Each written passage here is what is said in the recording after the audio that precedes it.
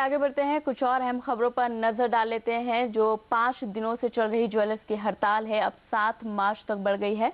हालांकि सरकार ने साफ किया है कि 12 करोड़ से कम के टर्नओवर के मामले में 6 करोड़ की छूट मिलेगी, लेकिन ज्वेलर्स इस फैसले से खुश नहीं है और उनका विरोध जारी है।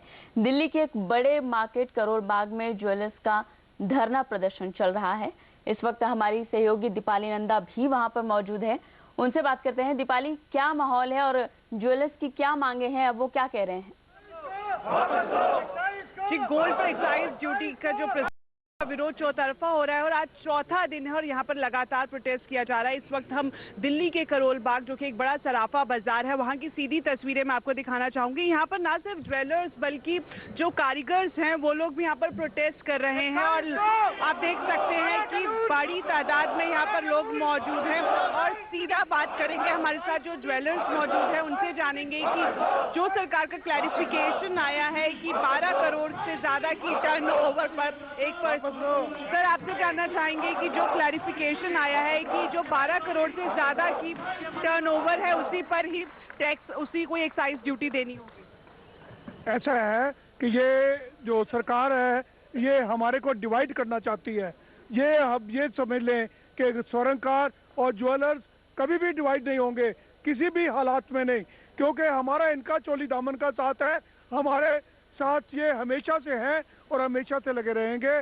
मैं आपको बताऊं कि इस देश की 7% जीडीपी है, जिसकी 3.5 जीडीपी हमारा इंडस्ट्री देती है। सर, अगर हड़ताल की बात करें तो आज चौथा दिन है, आपको नहीं लगता कि नुकसान भी हो रहा है? आपके साथ साथ जो कारीगर हैं, जो कहा जाए कि गरीब परिवारों से आते हैं, उन पर भी इसकी असर पड़ रही है? देखिए, बिल्कुल इसका असर तो पड़ ही रहा है, सभी के ऊपर पड़ रहा है, सरकार के ऊपर भी पड़ रहा है, हम व्यापारियों के ऊपर भी पड़ रहा है और जिनको ज्वेलरी लेनी है उन सब के ऊपर पड़ रहा है। मगर जब तक ये एक्साइज ड्यूटी सरकार वापस नहीं लेगी, हम लोग स्ट्राइक खत्म नहीं करेंगे।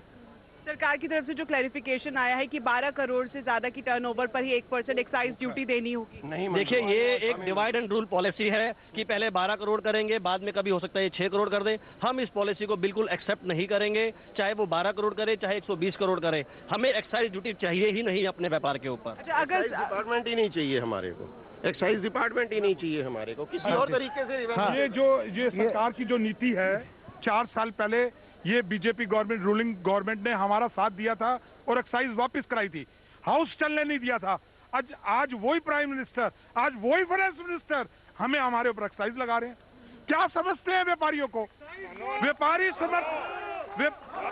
व्यापारी बीजेपी समर्थक माना जाता है, ये सजा दे रहे हैं हमें। कहीं ना कहीं आप देख सकते हैं कि काफी गुस्सा दिखाई दे रहा है और अभी इस तरह के आसार नहीं दिख रहे हैं कि व्यापारी अपनी हड़ताल वापस लेंगे। और